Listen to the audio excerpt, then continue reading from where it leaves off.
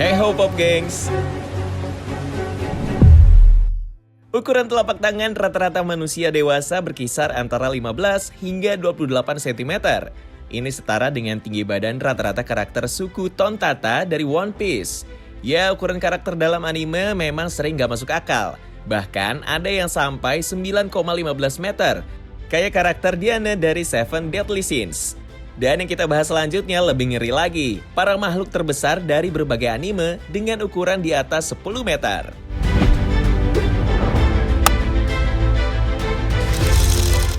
Kita mulai dari peringkat terbawah dengan ukuran 12 meter.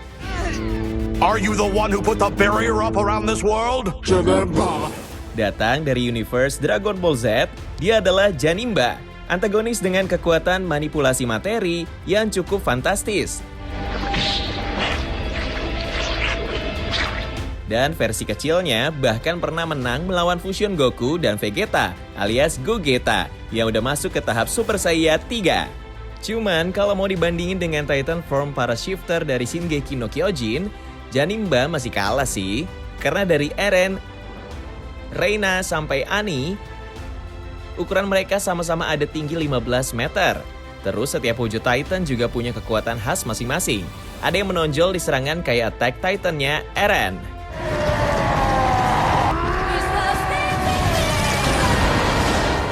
Terus, handal dalam pertahanan macam Armor Titan punya Reina.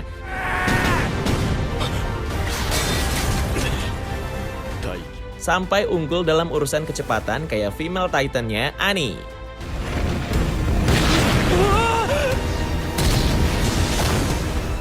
Tapi tentu aja, di antara para shifter, ukuran Beast Titan punya Zeke masih salah satu yang terbesar. Karena nyampe 17 meter kan, seukuran gedung 6 lantai lah.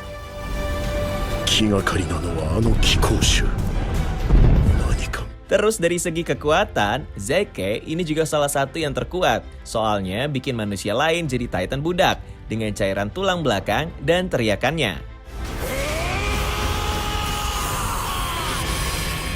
Sayangnya, dengan kekuatan seperti itu, Zeke ini masih ada di bawah Mount Lady dari Boku no Hero Academia yang tingginya bisa nyampe 20,62 meter.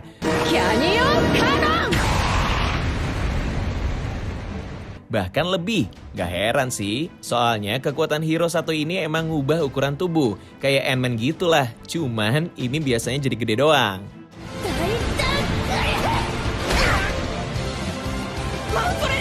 Beda dengan para raksasa Elbaf dari One Piece, kayak Brogy yang tingginya nyampe 21,30 meter.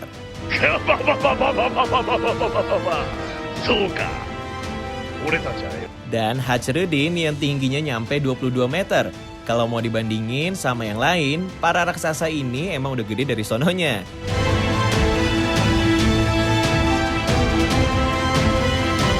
Jadi satu-satunya kekuatan mereka, ya cuma kemampuan fisik khas raksasa. Gak ada yang begitu istimewa. Jadi kalau diadu dengan Vegeta atau Vegeta versi Ozaru, yang tingginya cuma 2 meter di atas mereka, atau 24 meter, para raksasa itu jelas bakalan kalah.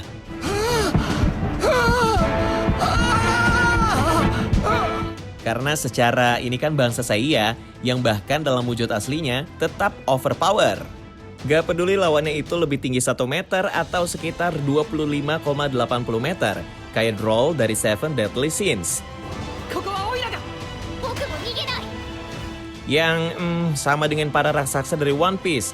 Kelebihan utamanya cuma ukuran dan fisik, sama mungkin tambahan 2 tangan lain. Ya emang sih, Droll ini punya beberapa kekuatan mistis, tapi tetap itu bukan tandingan buat kekuatan kosmis bangsa Saiya. Ceritanya mungkin baru beda kalau yang jadi lawan Vegeta adalah Hirudegan. Karena selain ukurannya yang 2 kali lipat lebih tinggi, yaitu 50 meter, Dewa Iblis satu ini emang masuk golongan musuh yang paling sulit dikalahin dalam semesta Dragon Ball.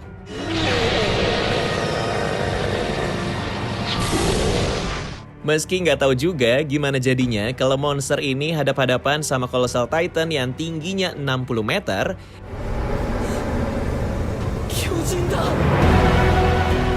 karena seperti form lain yang digunain para shifter dalam Shingeki no Kyojin, Colossal Titan ini juga punya kemampuan khusus kan? Cuman tetap aja sih, pada akhirnya ukuran ini bukan perkara utama dalam pertarungan. Karena kalau kita ambil contoh dari para raksasa One Piece, misalnya Ors yang tingginya 67 meter. Atau Wadatsumi dari Sun Pirates yang tingginya 80 meter. Mereka tetap aja bisa kalah tuh dari lawan yang ukurannya lebih kecil.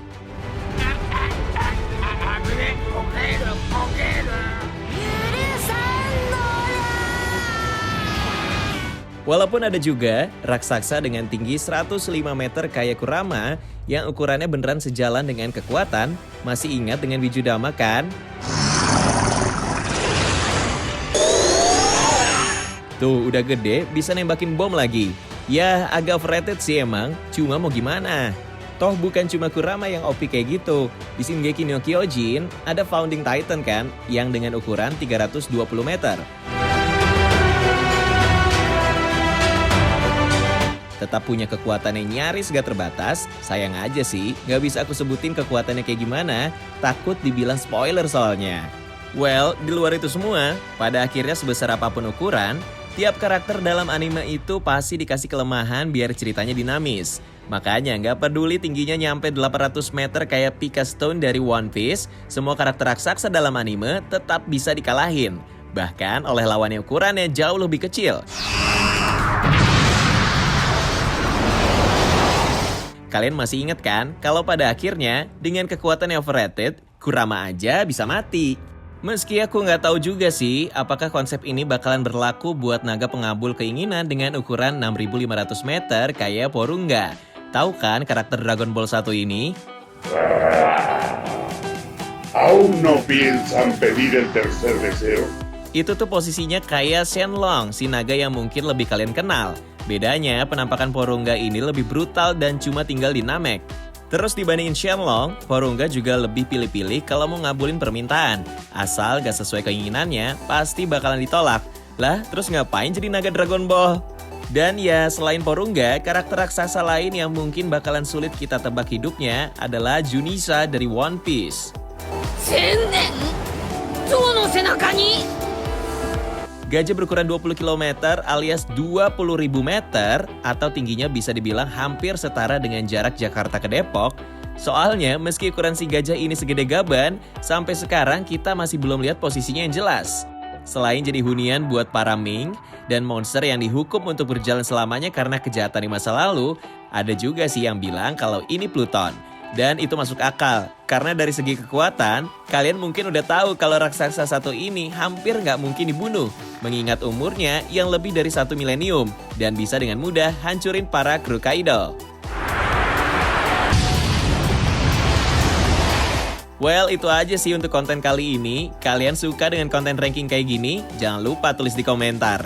Nanti aku buatin part 2-nya, atau mungkin malah bikin rank khusus untuk tiap anime. Sampai jumpa di video berikutnya. Sayonara, arigatou gozaimasu.